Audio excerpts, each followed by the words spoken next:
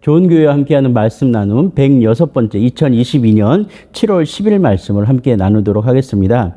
오늘은 에스겔서 33장 1절에서 9절의 말씀으로 다른 세대, 다음 세대, 미래 세대 65번째 말씀 들으셨나요? 라는 제목으로 함께 은혜를 나누도록 하겠습니다. 당신은 교회입니다. 당신은 좋은 교회입니다. 좋은 교회가 온 땅 온 세대 가운데 가득하기를 소망합니다. 오늘 에스겔서 33장 1절에서 9절의 말씀은 에스겔의 이야기, 유다 민족에 대한 이야기, 하나님께서 유다 민족을 어떻게 하실 것인가 라는 예언에 대한 이야기로 가득 차 있습니다. 에스겔 골짜기에 그 마른 뼈들을 살리셨던 하나님의 기적이 오늘 에스겔 본문 가운데 가득한데요. 특별히 우리가 읽은 오늘 본문은 에스겔의 조국 이스라엘의 선고와 선포를 통해서 하나님의 마음을 전하는 장면이 등장합니다. 아니, 하나님께서 에스겔을 통해서 그 마음을 전달하는 장면이 등장합니다. 에스겔의 조국 이스라엘은 우상 숭배와 도덕적 타락으로 말미암아 바벨론의 속국이 되었습니다. 이스라엘은 하나님 신앙 중심이어야 했습니다.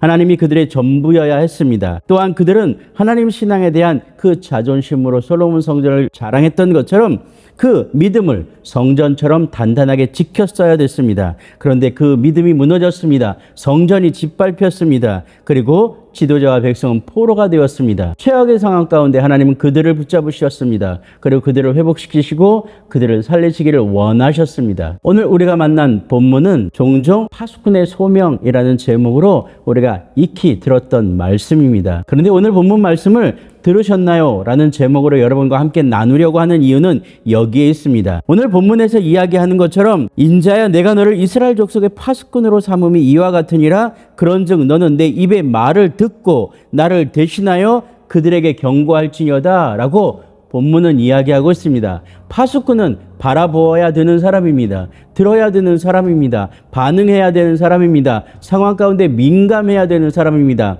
아니, 그 상황에 민감하다라는 얘기는 세상의 그 상황과 세상의 흐름과 세상의 그 세속의 물길 가운데 민감하라는 뜻이 아니라 하나님께서 무슨 말씀을 하시는지, 하나님께서 어떤 마음을 가지고 계시는지, 하나님께서 이스라엘 민족과 나와 우리와 우리 교회 가운데, 우리 교회 공동체 가운데 어떤 말씀을 하고 계시는지, 또 하시기를 원하시는지 하나님의 마음을 이해해야 된다라는 의미일 것입니다. 그래서 오늘 들으셨나요? 라는 얘기는 하나님의 음성을 들으셨습니까? 하나님의 마음을 들으셨습니까? 하나님의 말씀을 들으셨습니까? 라는 이 질문으로부터 출발되어야 될 것 같습니다. 오늘 우리의 세대를 바라보아야 됩니다.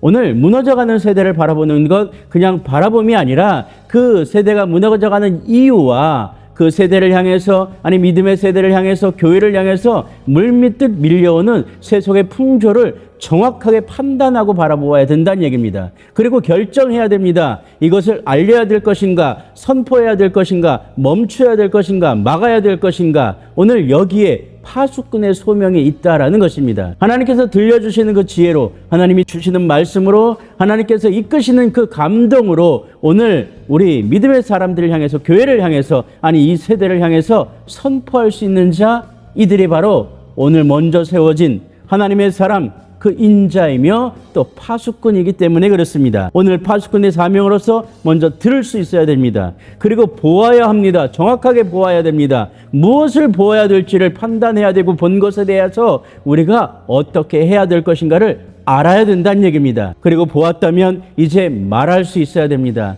오늘 주님의 복음을, 생명의 구원의 말씀을 오직 그리스도가 한 분뿐이신 주이심을 고백하고 선포할 수 있는 이 은혜가 우리의 삶 가운데 아주 강력하게 자리매김되어야 될 줄로 믿습니다. 그래서 오늘 본문은 그렇게 얘기하고 있습니다. 너는 악인에게 경고하여 돌이켜 그의 길에서 떠나라고 하되 그가 돌이켜 그의 길에서 떠나지 아니하면 그는 자기 죄악으로 말미암아 죽으려니와 너는 내 생명을 보존하리라 라고 말씀하고 있습니다. 오늘 본문에서 에스겔 선지자를 향해서 하나님은 너가 선포하면, 그리고 너가 선포하여 듣거나 듣지 않으면 두 가지 상황으로 정리를 해주고 있습니다. 그러나 안타깝게 오늘 본문을 읽으면서 우리는 이런 마음을 갖습니다. 하나님, 우리가 선포한 그 일들이, 하나님의 말씀이, 하나님의 약속이 이 민족 가운데, 이 세대 가운데 성취되기를 소망합니다. 아니, 하나님 저들의 귀를 열어주시옵소서, 저들의 마음을 열어주시옵소서, 저들의 눈을 열어주시옵소서. 그래서 우리의 목소리가 저들에게 하나님 하나님의 말씀이 저들에게 온전히 전해질 수 있기를 소망합니다. 성경의 니느웨 성에서 외쳤던 요나를 한번 기억해 보십시오. 요나의 그 작은 외침에 그 니느웨는 변했습니다.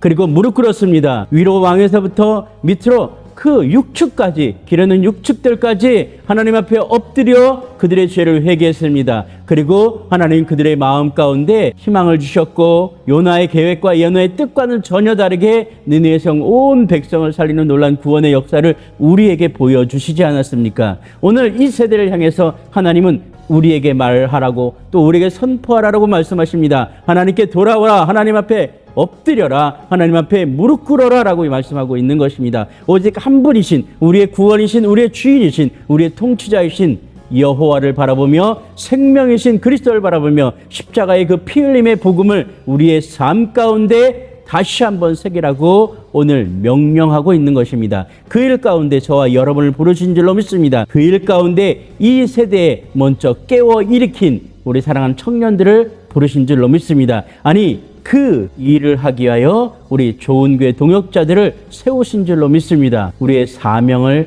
능히 감당할 수 있기를 주의 이름으로 축복합니다. 오늘 그 일 가운데 우리가 아름답게 사용될 수 있기를 주의 이름으로 축복합니다.